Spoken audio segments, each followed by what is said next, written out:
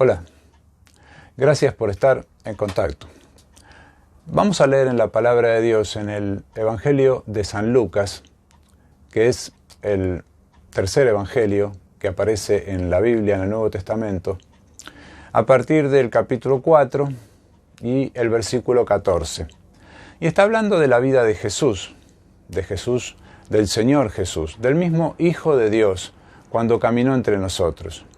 Y dice ese versículo 14, y Jesús volvió en el poder del Espíritu a Galilea y se difundió su fama por toda la tierra de alrededor. Y enseñaba en las sinagogas de ellos y era glorificado por todos. Después el Señor vino a Nazaret, donde se había criado. Y en el día de reposo, que sería el sábado, el día que los judíos tienen la costumbre de reunirse, como nosotros lo podemos hacer los domingos en la iglesia o cualquier otro día de semana, pero ellos puntualmente lo hacen el sábado. Entró entonces en la sinagoga, conforme a su costumbre, y se levantó a leer. Y se le dio el libro del profeta Isaías, que está en el Antiguo Testamento.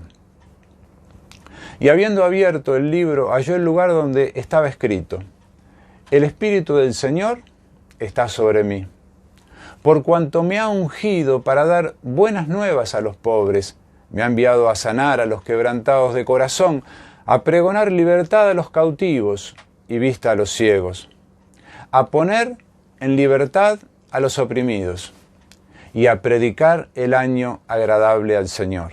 Ahí termina esa cita de Isaías que el Señor estaba leyendo. Entonces, enrollando el libro, lo dio al ministro y se sentó. Y los ojos de todos en la sinagoga estaban fijos en él. Un precioso pasaje de la Escritura y de los Evangelios. Y claro, pensando en esto, hay que hacer alguna introducción, quizás. Y vamos a hacerla. En aquel entonces, en los tiempos en que vivió Jesús acá, los maestros de la ley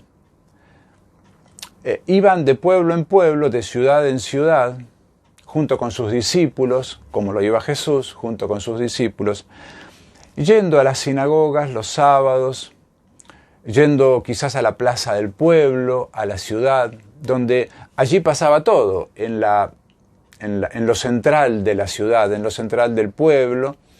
Ahí se congregaban los vendedores y vendían, compraba la gente, ahí se hacían negocios, ahí se vendían y se compraban casas, por ejemplo, animales, todo lo que se puede ocurrir que entre las personas podemos hacer.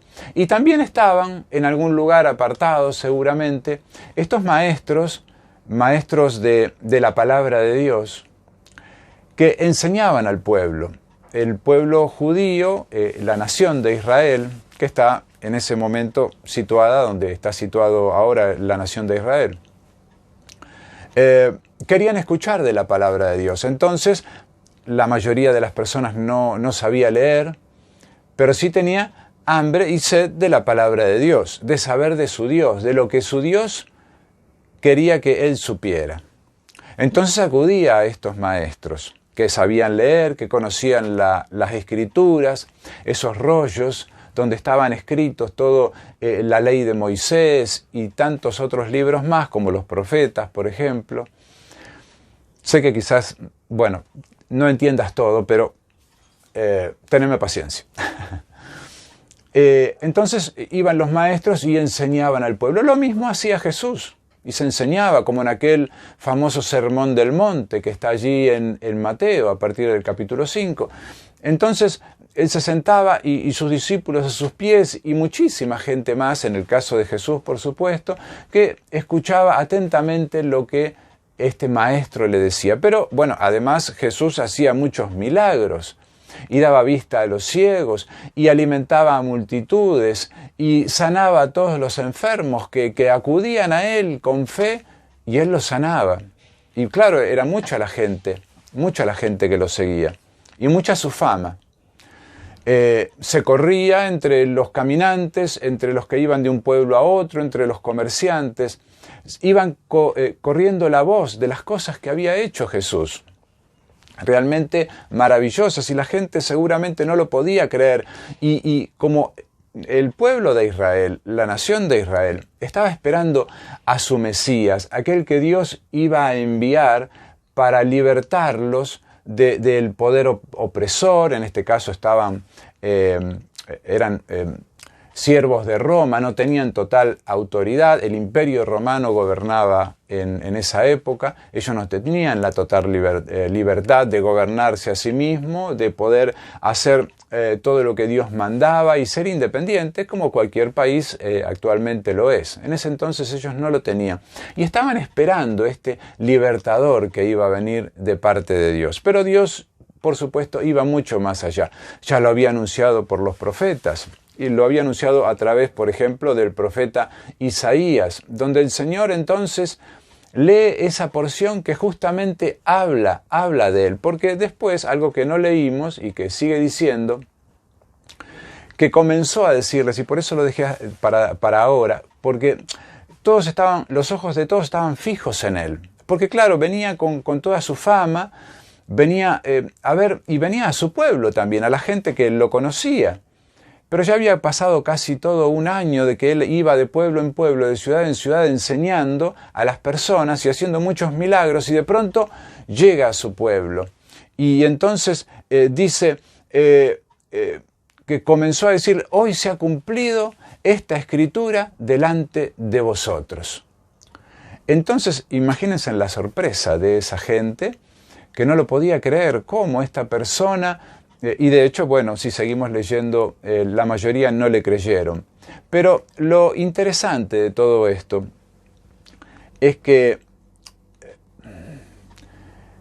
fíjense cómo comienza diciendo. Dice: el Espíritu del Señor está sobre mí. Y me ha ungido, o sea, me ha elegido para dar esta buena noticia ¿a quiénes? A los pobres.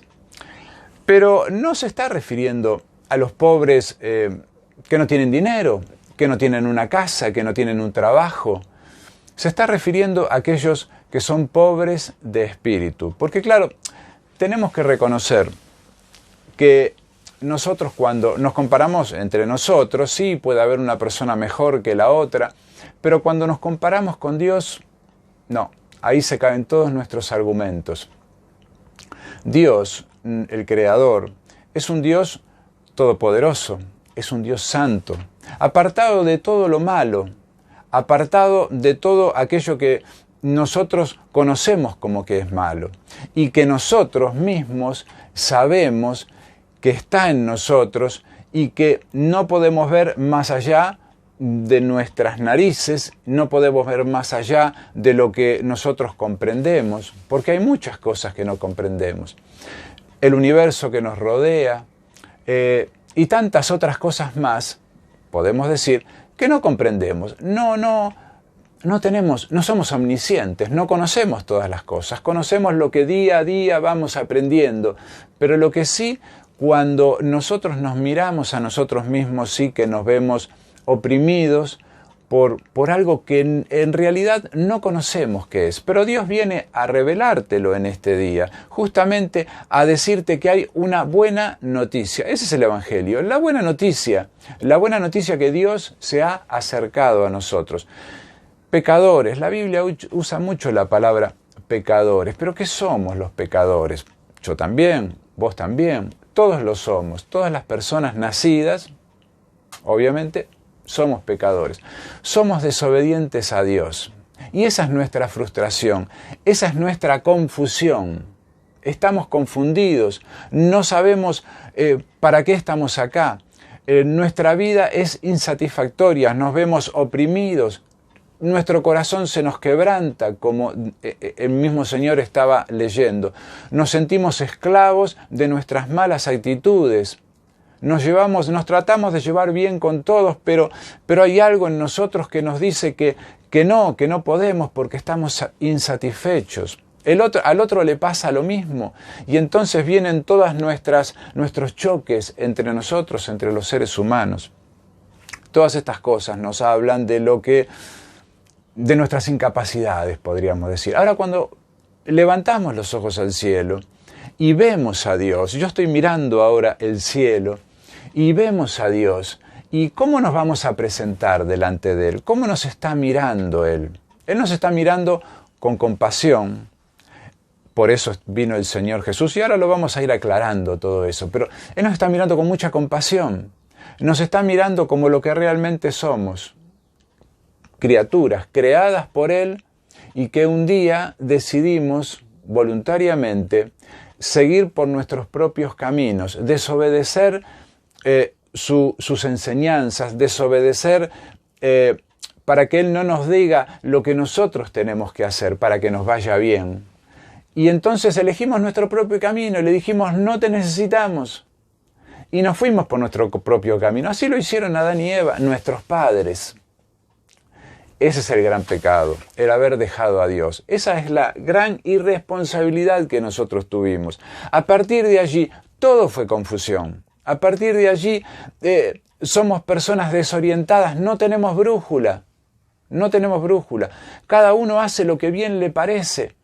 Muchas personas, tal vez te esté pasando a vos en este momento, con muy buena voluntad de corazón, se quiere relacionar con Dios y quiere ser una persona mejor, pensando que quizás siendo mejor yo voy a alcanzar los favores de Dios. Pero con eso no alcanza. Una buena disposición es buena. Un buen razonamiento de lo que somos y necesitemos de Dios es bueno, porque el Señor justamente a aquellos que quieren encontrarle, a ellos Él se manifiesta. Para ellos es la buena nueva. La decimos a todos. Muchos dicen, se ríen en sus corazones, se nos ríen en la cara también. Mucha gente dice, esta cosa no tiene nada que ver. Yo soy mi propio Dios, yo voy a hacer lo que quiero, a mí me va muy bien. Sin embargo, seguramente en su corazón, como nos pasó a todos los hijos de Dios, sabíamos que eso era de la boca para afuera, porque en nuestros corazones estábamos muy tristes, muy desolados, sabiendo y conociendo la esclavitud o la inclinación hacia nuestras cosas malas, y por eso no nos iba bien, por eso nos sentíamos insatisfechos. Pero el día que pusimos nuestra mirada en Dios, nuestra mirada justamente en la cruz, porque hay algo que quizás te parezca incongruente, te parezca raro hoy en día, con tanta tecnología, con tantos avances, con tantas cosas que los hombres y mujeres conocen, científicos, con tantas creaciones que hace el hombre que nos sorprenden día a día, viajamos al espacio, podemos vernos aún estando lejos. Yo estoy acá solo, pero hay otra persona muy lejos que va a estar mirando este video.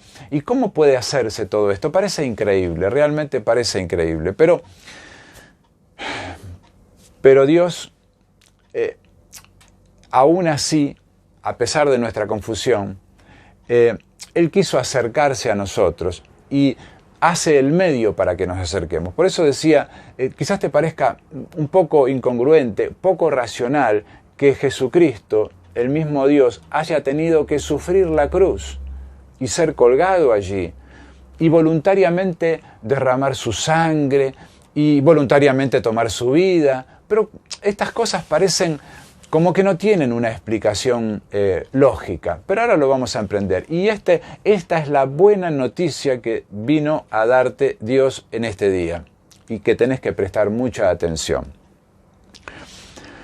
Dios es un Dios justo, alejado del mal y que no puede tener una relación con nosotros, no puede. En el principio, en el Edén, ahí estaba Dios y se paseaba, el Espíritu de Dios se paseaba por el huerto y hablaba con el hombre y con la mujer. Y ellos le hablaban.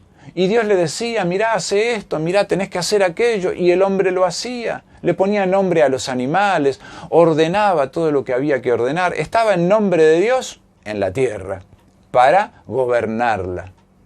Qué magnífico, qué maravilloso. No lo podemos comprender. Pero a través de esa desobediencia Dios se tuvo que apartar, porque el hombre ya se estaba apartando, ya se había apartado de él. Entonces Dios no puede tener esa relación santa que está de acuerdo con él, de acuerdo a su altura, de acuerdo, dice la Biblia que él habita en la altura y la santidad, muy, muy, muy lejos de nosotros, porque nosotros somos desobedientes. Pero él puede estar cerca y puede estar viviendo dentro de tu vida y puede darte seguridad de tu presente y de tu porvenir, aún más allá de la muerte. Y eso es lo glorioso, porque Él es Dios y en sus manos estamos, para bien o para mal. Para eso está la cruz, para hacer justicia entre Dios y los hombres. El Dios ofendido por nosotros, con justa razón, pero no nos abandona. Él podría habernos abandonado. Y así como por su palabra creó este mundo, a nosotros, a todo el universo, así como por su palabra Él los creó, también por su palabra podíamos haber sido disueltos. Pero no quiso que eso sucediera. Él quiso recuperar aquello que se había apartado de Él. Y lo hace a través de Jesús. Dice la Biblia que, claro, el Señor miraba y buscaba entre los hombres alguno que fuera justo, alguno que pudiera interceder entre el pecado de la humanidad y Él. Y no lo encontró. Entonces tuvo que venir Él mismo, hecho carne, nacido divinamente en el vientre de la Virgen María, a entregarse por nosotros y derramar su sangre justamente en satisfacción hacia Él mismo, hacia Dios, para que nosotros, tomando ese sustituto que fue el Señor Jesús, creyendo en Él, por eso es la fe que nosotros tenemos que poner, esa confianza en que hay un mediador entre Dios y nosotros, que fue Jesucristo hombre, para toda la humanidad, para los de antes, para el presente y para el porvenir, para todos los nacidos. Ahí está Jesús en la cruz, derramando su sangre para que nuestros corazones, para que nuestras almas se limpien, para limpiarnos de toda maldad. Y así Dios poder vernos como puros, como si nunca lo hubiésemos defraudado, sin acordarse más de nuestra desobediencia, sin acordarse más de los desastres que hemos hecho en nuestras vidas, sin acordarse más. Nos perdona porque nos mira a través de la persona de su Hijo, nos mira a través de la cruz de Cristo.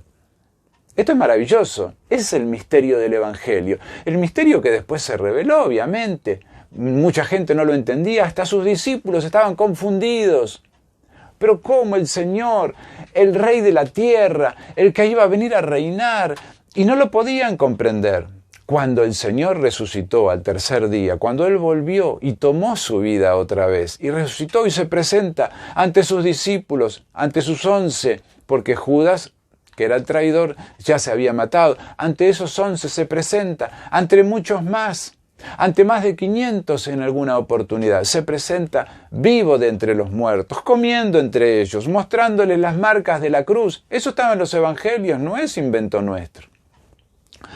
Y están ahí, y ahí creen y comprenden todas las cosas. Y luego el Espíritu de Dios, el que Él nos promete y nos da en el mismo momento que nosotros confiamos en la obra de Cristo en la cruz. Con ese Espíritu de Dios viviendo en nosotros, ellos comprendieron todas las cosas y escribieron todo lo que está en el Nuevo Testamento. El Señor hizo esto, el Señor hizo lo otro, hizo tal milagro, resucitó a Lázaro, dio vista a los ciegos, curó a aquellos que estaban enfermos, alimentó a 5.000, alimentó a más también. Y los anotaron y fueron contando las cosas que Dios hizo en ellos. Como yo te las cuento a vos, que hizo en mí. Yo no nací con fe, no nací un hijo de Dios, fui igual que vos, sin fe, una persona pecadora, una persona apartada de Él, pero Él tuvo misericordia. Y yo fui pobre en espíritu, reconociendo mi insuficiencia delante de Él. Y le reconocí como mi único y suficiente Salvador. No hay otro. Y así Dios nos da, me dio y te quiere dar hoy también a vos la vida eterna. O sea, una vida digna de ser vivida, no una vida que se arrastra en este mundo para tratar de sobrevivir con nuestras desobediencias, con nuestras enfermedades, con nuestros fracasos. Todo lo que nos pesa en esta vida, Dios lo quiere transformar totalmente. Eso es realmente maravilloso. Por eso, no solamente el darte esta vida plena acá en la tierra, no una vida sin sufrimientos, por supuesto que no, pero sí una vida acompañada y tomada de la mano de Él, que nunca nos va a defraudar, que nunca nos va a abandonar, que por la eternidad nos va a amar. Ese es el gran amor de Dios. Dios muestra su amor, nos dice justamente el apóstol Juan, nos dice la Biblia, a través del apóstol, que muestra su amor para con nosotros, en que siendo aún pecadores, desobedientes, enemigos de Él, como también nos llama la Biblia, Jesucristo murió por nosotros en la cruz. ¿Qué mejor cosa que sentirse amado? Pero además que nos pone felices que una persona nos ame, nos pone feliz, por supuesto que sí. Es una felicidad enorme, pero cuando comprendemos que Dios nos ama, al nivel de venir a rescatarnos a través de sí mismo, a través de Jesucristo, esto no cabemos en nosotros de tanta felicidad. Es más felicidad de la que nosotros podemos soportar y podemos llevar. Es realmente una felicidad que viene de Dios mismo. Porque nos ama, nos da la vida eterna, nos promete que cuando nosotros partamos de esta vida, no es una muerte que va a terminar en la tumba o que va a terminar en un crematorio. No, esto va más allá. Nuestras vidas, nuestras almas, esa vida plena que Él nos dio y que nunca va a dejar, va a su misma presencia para estar con Él por siempre. Él es eterno y nosotros vamos a estar con Él por la eternidad. Esa es la maravillosa invitación que Dios te hace en este día. Estuviste y me tuviste paciencia. Muchísimas gracias por tenerme paciencia. Estuviste hasta aquí. Gozate. Hacé que valga tu tiempo. Aceptá al Señor Jesús como tu único y suficiente Salvador, como lo hicimos muchos.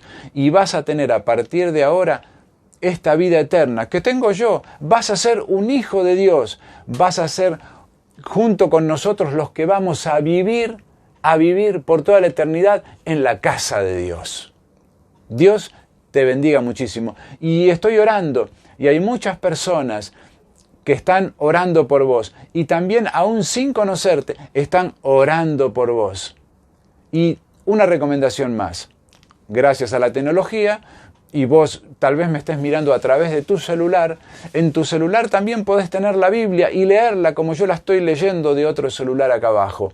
Es magnífico. Vas ahí a las aplicaciones y pones Biblia y descargas tu Biblia y comenzás a leer. Y tal vez te convenga comenzar a leer desde los Evangelios, ahí donde dice Nuevo Testamento, y comenzás a leer en los Evangelios y empezás a conocer de la vida de aquel que a partir de este día te salvó y te dio una vida totalmente nueva.